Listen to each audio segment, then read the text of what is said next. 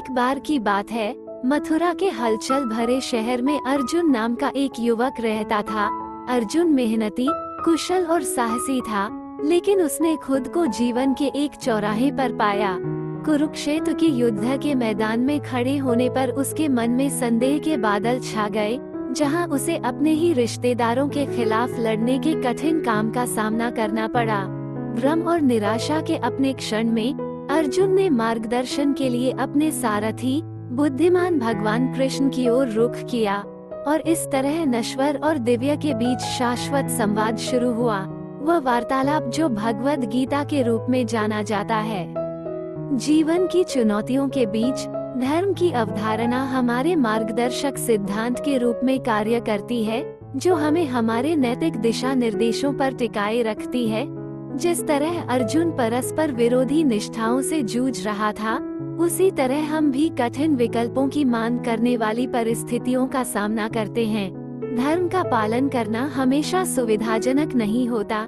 इसके लिए अपने विश्वासों पर दृढ़ रहने के लिए साहस की आवश्यकता होती है।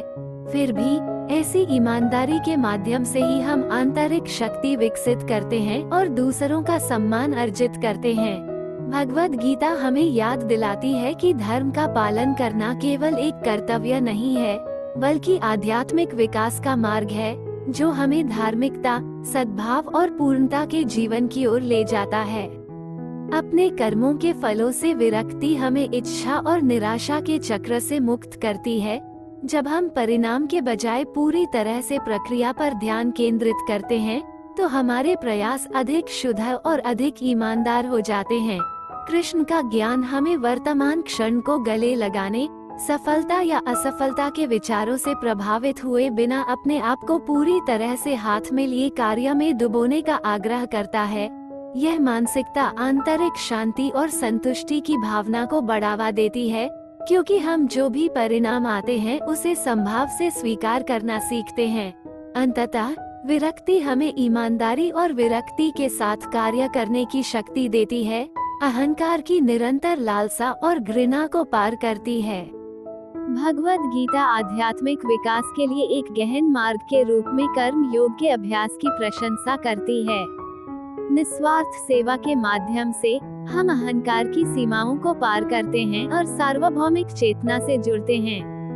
दूसरों के कल्याण और महान भलाई के लिए अपने कार्यों को समर्पित करके हम स्वार्थ की सीमाओं को भंग करते हैं और सभी प्राणियों के साथ एकता की भावना विकसित करते हैं।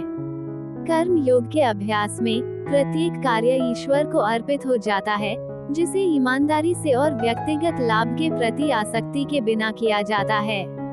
निस्वार्थता का ये रवैया मन और हृदय को शुद्ध करता है, धीरे धीरे हमें स्वार्थी इच्छाओं और लालसाओं के बंधन से मुक्त करता है।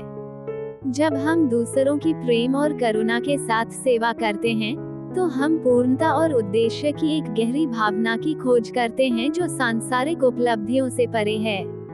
आखिरकार कर्म योग केवल सेवा के बाहरी कार्य करने के बारे में नहीं है, बल्कि आंतरिक जागरूकता और विनम्रता की स्थिति विकसित करने के बारे में है। इस परिवर्तनकारी अभ्यास के माध्यम से हम खुद को ईश्वरीय इच्छा के साथ जोड़ते हैं और अपने आसपास की दुनिया के सद्भाव और कल्याण में योगदान करते हैं। भगवद गीता में कृष्ण स्वयं की प्रकृति को प्रकाशित करते हैं, भौतिक शरीर के क्षणिक दायरे से परे इसके शाश्वत सार को प्रकट करते हैं।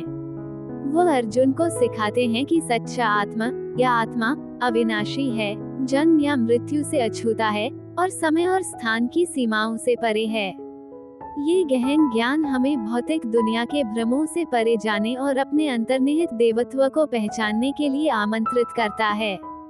स्वयं की शाश्वत प्रकृति को समझकर हम जीवन के अनुभवों पर एक गहरा दृष्टिकोण प्राप्त करते हैं, क्षणभंगुर सुख और दुखों से परे अपने भीतर के अपरिवर्तनीय मूल को देखते हैं।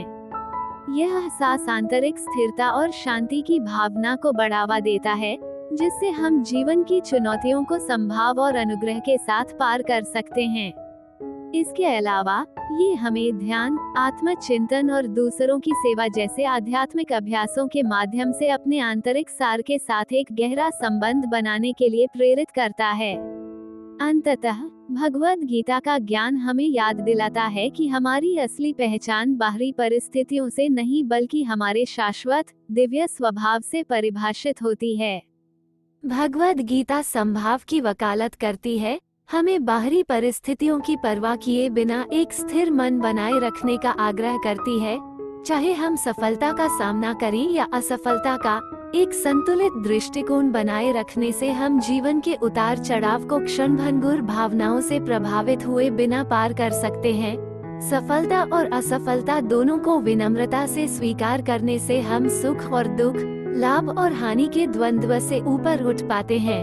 इस संभाव के माध्यम से हम एक गहरी आंतरिक शांति विकसित करते हैं जो जीवन की लगातार बदलती परिस्थितियों के बीच भी अडिग रहती है, जो हमारी आध्यात्मिक यात्रा पर लचीलापन और स्पष्टता को बढ़ावा देती है। कृष्ण की बुद्धि और मार्गदर्शन में अर्जुन का अटूट विश्वास युद्ध के मैदान में संकट के समय में शक्ति की किरण के रूप में काम आया। इसी तरह ईश्वर में या ब्रह्मांड की अंतर्निहित दयालुता में विश्वास को पोषित करना हमें जीवन की चुनौतियों को लचीलेपन और आशा के साथ सहने की शक्ति देता है। यह विश्वास अनिश्चितता और प्रतिकूलता के बीच भी घटनाओं के बड़े पैमाने पर प्रकट होने में विश्वास की गहरी भावना पैदा करता है। अपने संदेह और भय को ईश्वर के सामने समर्पित करके हम आंतरिक दृढ़ता और शांति के अनंत स्रोत का दोहन करते हैं, जो हमें साहस और अनुग्रह के साथ जीवन की यात्रा को आगे बढ़ाने में सक्षम बनाता है। भगवद गीता में कृष्ण अर्जुन को ध्यान के परिवर्तनकारी अभ्यास से परिचित कराते हैं, आंतरिक शांति और आध्यात्मिक प्राप्ति में इसके गहन महत्व पर जोर देते हैं। ध्यान के माध्यम से हम मन की निरंतर बकबक को शांत करना सीखते हैं, जिससे हम चेतना के एक गहरे स्तर तक पहुंच पाते हैं और अपने भीतर के दिव्य सार से जुड़ पाते हैं। आज की व्यस्त दुनिया में ध्यान एक अभयारण्य के रूप में कार्य करता है, जो दैनिक जीवन के शोर और विकर्षणों से शरण प्रदान करता है। यह आंतरिक शांति, स्पष्टता और उपस्थिति को विकसित करने का एक अनमोल अवसर प्रदान करता है, जिससे हम जीवन की चुनौतियों को अधिक लचीलेपन, ध्यान और आंतरिक सद्भाव के साथ पार कर पाते हैं। भौतिक इच्छाओं का त्याग भगवद गीता की एक महत्वपूर्ण शिक्षा है, जो सांसारिक आसक्तियों में निहित लालसा और पीड़ा के निरंतर चक्र से मुक्ति की वकालत करती है। क्षणिक सुखों और संपत्तियों पर अपने जुनून को त्याग कर हम अपना ध्यान स्थायी आध्यात्मिक तृप्ति की खोज की ओर मोड़ते हैं। ये वैराग्य हमें भौतिक खोजों के साथ आने वाले सुख और दुख के क्षणभंगुर उतार चढ़ाव से ऊपर उठने में सक्षम बनाता है, जो हमें आत्मा के शाश्वत सत्य में निहित संतुष्टि की गहरी भावना की ओर ले जाता है। त्याग के माध्यम से हम एक उच्च उद्देश्य के लिए जागते हैं और आध्यात्मिक विकास और आत्मा साक्षात्कार की खोज में वास्तविक तृप्ति पाते हैं। भगवद गीता में कृष्ण ज्ञान प्राप्ति की दिशा में एक परिवर्तनकारी यात्रा के रूप में ज्ञान की खोज के महत्व पर जोर देते हैं। जिस तरह अर्जुन ने प्रबुद्ध व्यक्तियों और पवित्र ग्रंथों से मार्गदर्शन मांगा, उसी तरह हमें भी ज्ञान की खोज शुरू करने के लिए प्रोत्साहित किया जाता है। सीखने और चिंतन के माध्यम से हम जीवन के रहस्यों की अपनी समझ का विस्तार करते हैं और दिव्य के साथ अपने संबंध को गहरा करते हैं।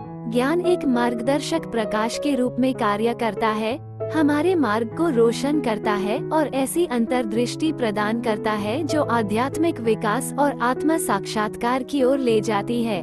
ज्ञान और सत्य की प्यास को पोषित करके हम अपने जीवन को समृद्ध करते हैं और अपनी आध्यात्मिक यात्रा पर उद्देश्य और पूर्णता की गहन भावना विकसित करते हैं। ईश्वरीय इच्छा के प्रति समर्पण।